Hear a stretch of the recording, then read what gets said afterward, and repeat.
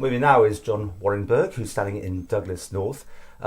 First time for this? I mean, you're an events organiser, aren't you? What are you going to bring to the I'm many things, party? Paul. I'm many things. You could call me an events organiser, I would be a politician, Yeah. and a lot else. What makes you want to do this then? Well, first and foremost, I love the Isle of Man. You know, I came here 30 years ago. I wasn't born here. I chose to come here. The Isle of Man's been friendly. It's been warm. I've enjoyed living here, raised my family here, started a business. So in my book, I owe the Isle of Man. And what I'd like to do is draw other people, other families to the island to come and experience what we have. So very much on the economy side of things, you want to increase the way we're doing things, Well, get more people here? that's my background is in business. And if we don't fix the economy, very little else matters because everything else relies on us doing that well. What are you suggesting then? What sort of things would you see the Isle of Man doing? Well, we need to attract inward investment. We need to bring other companies, but more importantly, other sectors to the Isle of Man to come and set up shop here, to bring their workforces, to increase their living wages for the Isle of Man. And, you know, we are a small jurisdiction. We are agile. We need to adapt to the challenges we've got coming our way. We need to reinvent ourselves and we need to stay relevant. And how do you rate the Isle of Man government over the last 5 years then? Do you think they haven't been quite on message? A star for spending money. Yeah. Yeah. And that's a worry, obviously, because the books have got to balance. Well, of course it's a worry. Yeah. You know, and I accept we have to spend money. You know, we are civilized, infrastructure. We need to have things, but we don't need to waste money to the extent that we have. Where are you seeing that? I mean, like Liverpool Landing Stage, well, that's one. Promenade, all that's these two. things? Yeah, we all know it, don't Yeah. we? Yeah. And you know, recently we've had the COVID situation, and of course we've had to support people and businesses, but unfortunately some people and some businesses have not been adequately supported. Some have fallen through the cracks. They've been largely forgotten. Have you agreed with the way the government's done the lockdown and the reopening and all those sort of things? What's your thoughts? By and large, yes, I have agreed with it. I think when Howard was telling everybody to go out and enjoy themselves, at the same time Australia and New Zealand were closing their borders, I think maybe we should have done the same. And I think to begin with, there were some people who got COVID and unfortunately some deaths. I think maybe we could have lessened that had we closed down immediately. And ironically, I think we opened up too soon. You know, we opened up when Delta was surging through the UK, and I think 2-3 weeks later, with mitigations, is when we should have opened up. Well, we are where we are. Would you change that though? Would you now think we should be bringing back more restrictions, or are you happy with the way it's going? I think it's a responsible thing to do, yes. I mean, we can never have life as it was before. You know, we have to live with it. The policy of elimination is gone. And I think the responsible thing to do is to, certainly in certain situations, have mitigations, yeah.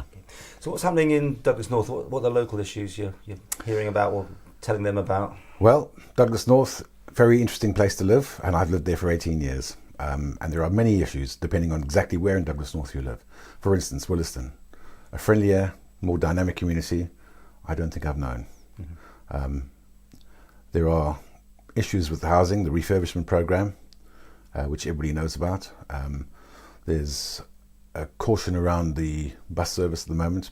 Will it go through Williston or will it not? It will be, detoured because of parking issues. And then there's the issue of Tremode Road widening, which Tremode Park residents are concerned about. And indeed, I'm concerned about.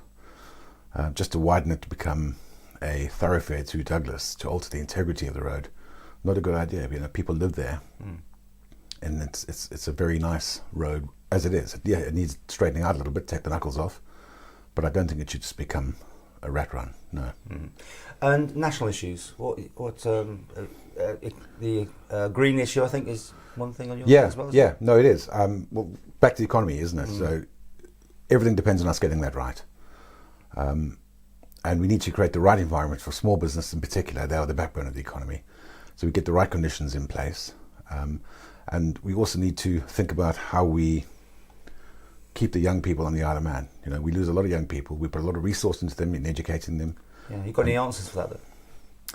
I mean, obviously more employment. Well, we need more employment. We need a better spread of businesses to keep them here so they can find their careers here other than just e-gaming or finance. You know, we need to really find other avenues to keep them here. Now, whether that's businesses for licensing cannabis or kelp farming or whatever it is, we have to be innovative. Next big thing, as almost like, to find it. Yeah. I mean, you're a businessman. Would you just that be a fair way of describing you? Well, I know you I hope so. exactly. I mean, I'm just trying to make sure you still. That's how you view yourself. You know, because so where would you be? You know, leading from the front on this. Would you want to be in like Department for Enterprise, those sort of things? If you, I would like to go wherever I am needed. Yeah. Not having been in government, I'm unsure exactly how best I would fit in, but I am mindful that first and foremost, I would like to challenge, question, listen. I don't think I'm yet in a position to lead anything, but I would certainly like to hold people to account. I think I'll be very good at that. And back to this government, I'm trying to get to where you think the problems have been. I mean, which areas particularly do you think? Well, first and foremost, spending money. Yeah, back to that. Yeah, okay. Yeah. But they're all doing that. Well, every department spends money. Yeah, so. we cannot over exaggerate that. Mm-hmm. We don't have the money. And there's a rising costs of living, and there's pensions to pay for, and we're losing our youth, and it's going to be a perfect tsunami if we don't get things right. So when you see like the government took on hundreds more people over the last 5 years, is that a worry to you? Yeah, 520 more people, 520 more pensions, 520 more salaries. That's 8.6 people employed every month for the last 60 consecutive months. That is almost a dereliction of duty from a government who stated from the outset that they were going to be smarter and leaner. They haven't been. They've lied. So would you want to be just really a backbencher to start with, do you think? Or of course. Would you want to go, I mean, well, you can be in departments, not necessarily a minister, but you could go, well, there's no difference in salaries well, anymore. So. I think if I'm going to commit myself to the process, then I must commit myself 100%. And if my experience, however it may be, or however it would fit in, then I have a duty to do that. But I'm going to challenge. And if you got in, would you see yourself putting legislation in? Do you got things on your mind that you would like to see changed? I'd certainly like to see the animal bill go through.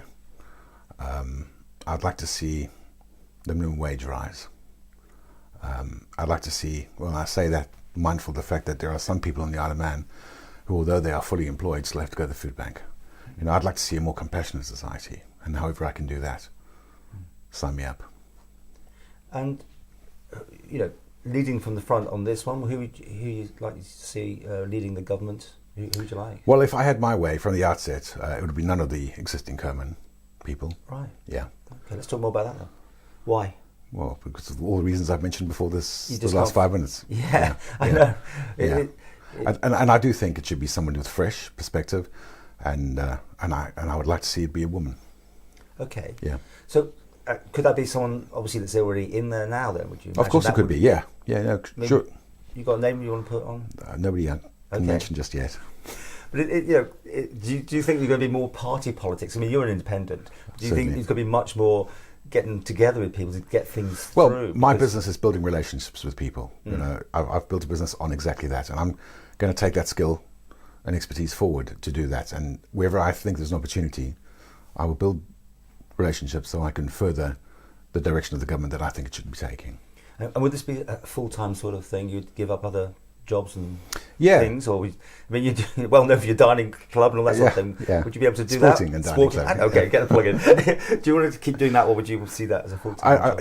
In the first instance, I would downsize it, or downscale it, and then I would possibly move it on, because I don't think you can do two things successfully at the same time, despite what my wife says. Have you got an idea, back to the idea of increasing the population here? Do you have any ideas what you think would be the right size and how that would be At the moment, achieved? we need more people, right? Economically active people? Of course we do, or yes. just anybody? I mean, no, I'll qualify that. You're absolutely right.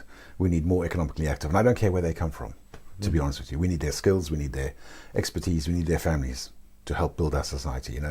I think the health service in the Isle of Man would be a poorer place without the Filipino community. And there are many other important communities, the Polish and South Africans, that make this a richer place for all of us. And finally, your thoughts on the potential changes to the way the government has to bring in the money. If the 0-10 agreements are under threat, that's something that could be very serious, although it's not necessarily happening anywhere time soon yet, but it's there, isn't it? No, so we've got advance warning, right? And again, our key advantage is that we're a small jurisdiction. We are agile. We need to adapt. And if we need to reinvent ourselves, we need to do that. We need to stay relevant. I mean, the Victorians 100 years ago were pioneers. We look out the windows and we can see their heritage network. We need to be the same pioneering spirit to look at different things. And finally, if you didn't work out this time, would you see yourself keep attempting to get in, or is this Never say never. Never say never. However, and what made you do it? You just like look, because you were arrested about doing an interview, even. I mean, but you really done well. But you know this will be a job that you'll be in front of the public and that sort of thing. You're ready for that challenge. Yeah. Well, we started. We mean to go on, right?